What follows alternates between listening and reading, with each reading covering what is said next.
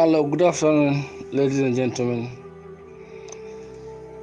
Our session 5, it is about cervical polyp.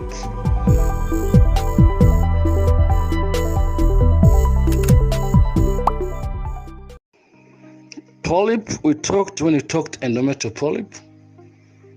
Polyp is a new growth which takes a shape of the bulb. It is narrow to the bottom, to the top, and wider at the bottom. It has a shape of the bulb. So this polyp go and attach to the cervix, hence you give the name of cervical polyp. Therefore, at the end of this session, I want all of you to define what cervical polyp is. What are the causes of cervical polyp? Symptoms of cervical polyps. Why cervical polyps occur? How to make a diagnosis, how to treat it, and then recovery and prevention. Definition of the term.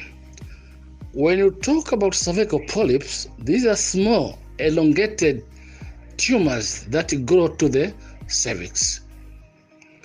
The cervix is a narrow canal at the bottom of the uterus that extends into the vagina. The cervix connects the uterine cavity and the upper portion of the vagina.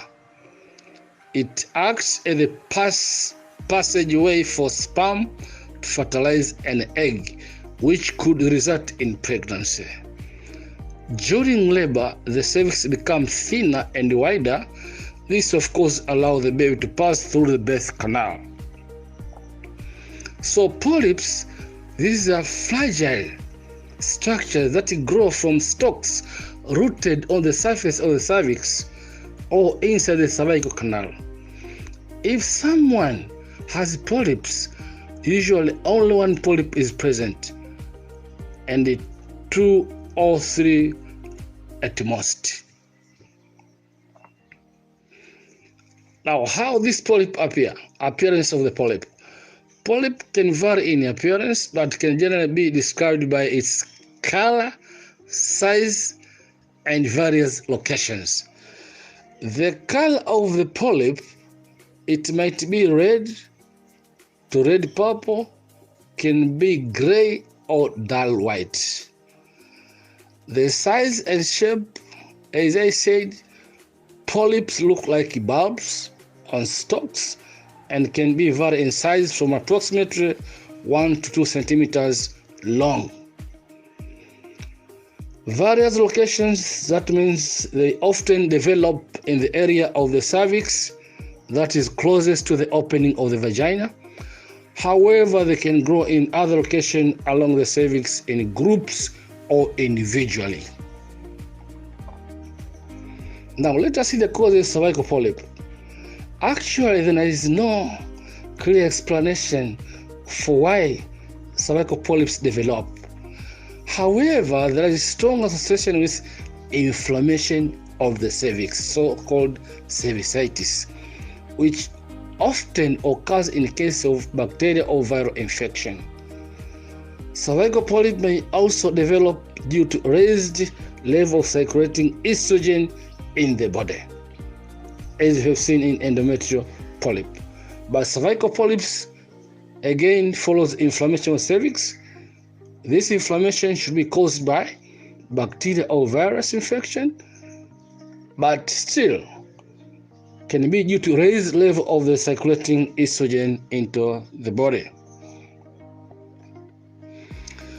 Now, there are 2 particular ways in which cervical polyps can form, and as such, they are divided into 2 categories.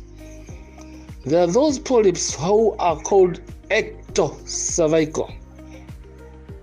Ecto means outside. Cervical comes from the word cervix. Outside of the cervix is called ectocervical. This type of polyp comes from the cells of the outer surface of the cervix. They happen commonly in women who have experienced menopause. The second one is endocervical. Endo means inside of the cervix. This type of polyps comes from the glands inside the cervical canal. This is the most common form of cervical polyps and happens most often in women who have not experienced menopause.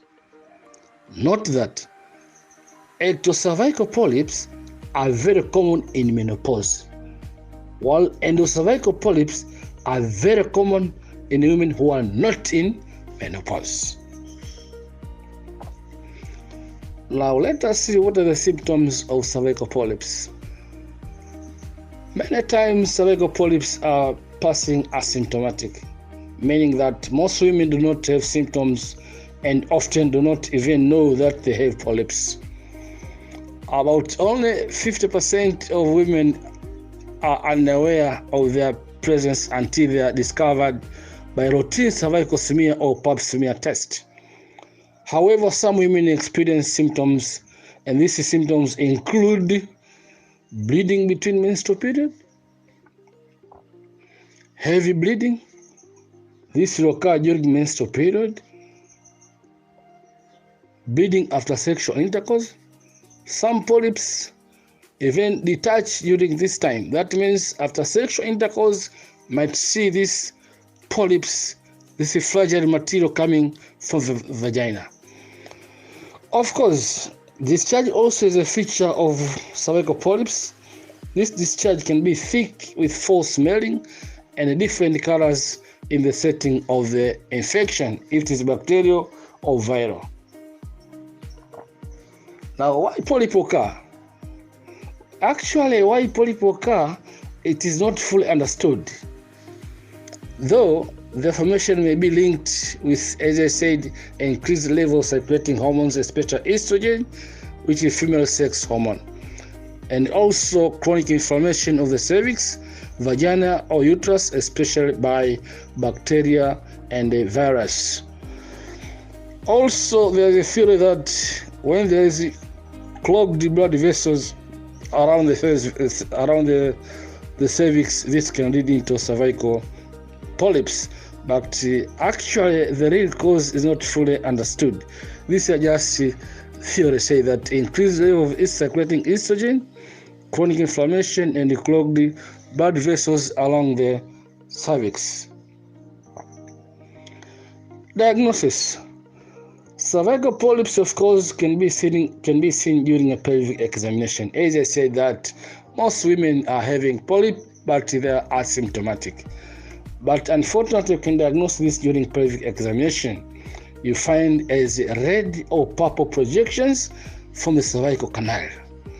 So, all in all, whenever you see a polyp or a mass, I say that you need to take a biopsy, which will reveal the nature of the cell which is present.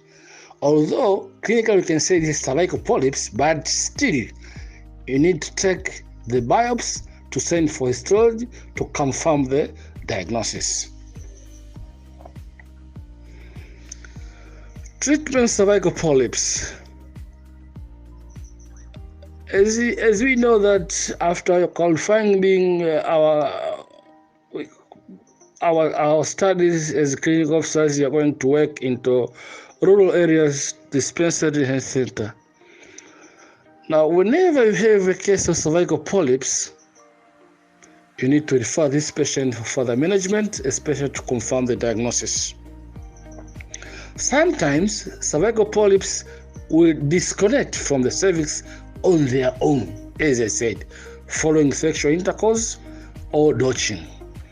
So, healthy professional routinely remove cervical polyps unless they cause symptoms. That means if a woman comes with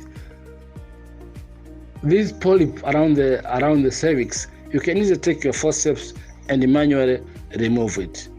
So removing cervical polyps is a simple procedure, of course, that can be performed in your dispensary or health center. No pain medication is necessary. Hence, I say that most of the women are having cervical polyps without any symptoms. Now, as I say that you can remove this polyp even in dispensary or health center. Let us see the methods of removing cervical polyps at your dispensary. The first one is just twisting the polyp off at the base. Mind you, there is apex and base. So twist the polyp off at the base. This will take off the polyp.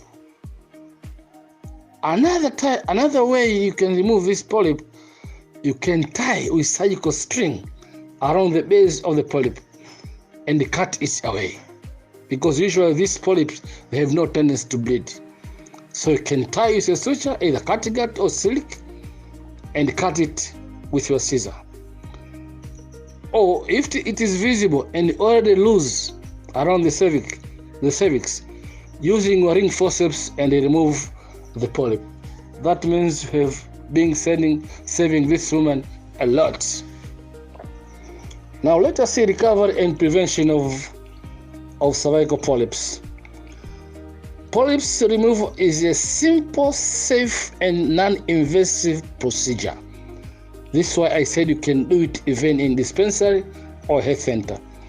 However, if you have ever had a polyp, you are at increased risk of developing them again.